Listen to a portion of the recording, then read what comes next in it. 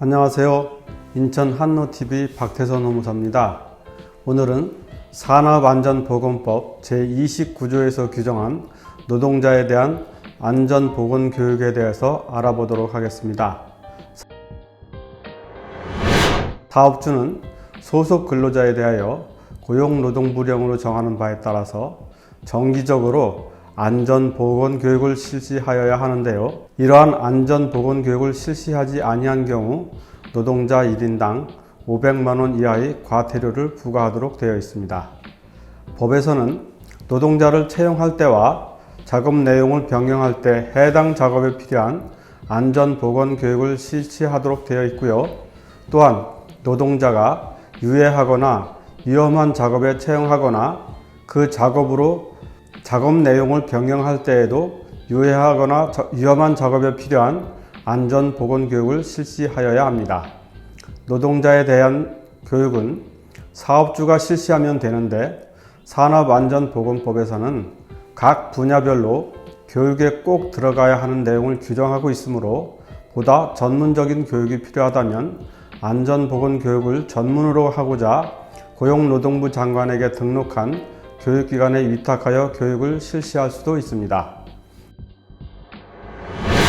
다음은 산업안전보건법 시행규칙에서 규정한 교육시간에 대해서 알아보도록 하겠습니다. 먼저 근로자 정기교육에 대해서 알아보도록 하겠습니다. 사무직과 판매직 종사자는 매 분기 3시간 이상이고요. 그 외 노동자는 매 분기 6시간 이상 교육을 받아야 합니다. 다음은 노동자를 채용할 때 받아야 하는 교육시간에 대하여 알아보도록 하겠습니다. 일용 근로자의 경우 1시간 이상이면 되고요. 그 외 근로자는 8시간 이상 교육을 받아야 합니다. 그러나 건설 일용 근로자의 경우 그 특성을 감안하여 4시간 이상 교육을 받아야 합니다.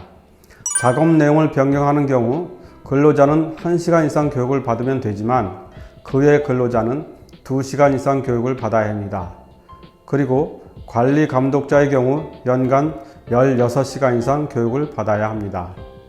다음은 특별교육 대상이 있는데요.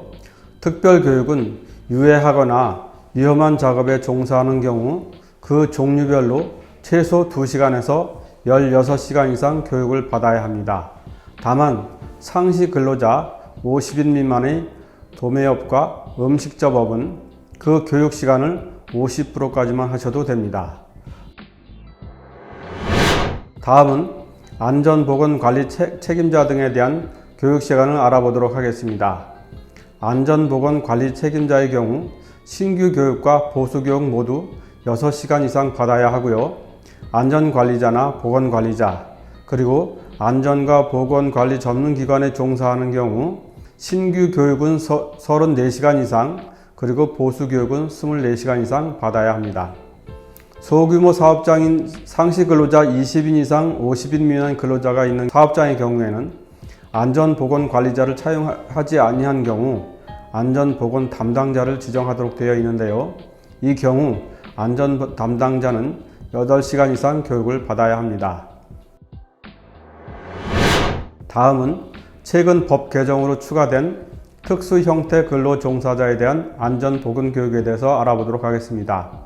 특수형태 근로 종사자란 근로기준법상 노동자에 해당하지 아니한 새로운 유형의 노무를 제공하는 자가 등장하는데 주로 건설기계 자차 운전자, 택배기사, 대리운전기사, 골프장 캐디, 퀵서비스 기사 등이 있습니다. 이분들의 노무를 제공받는 사람은 최초 노무 제공 전 2시간 이상 안전보건 교육을 한 후에 노무를 제공받아야 하고요. 단기 작업인 경우 1시간 이상 교육을 하셔야 합니다. 또한 특별교육의 경우 16시간 이상 안전보건교육을 실시하신 후에 노무를 제공받을 수 있습니다. 이때 최초 작업에 종사하기 전에 4시간 이상 교육을 하셔야 하고요. 12시간은 3개월 이내에 분할하여 교육을 하시면 됩니다.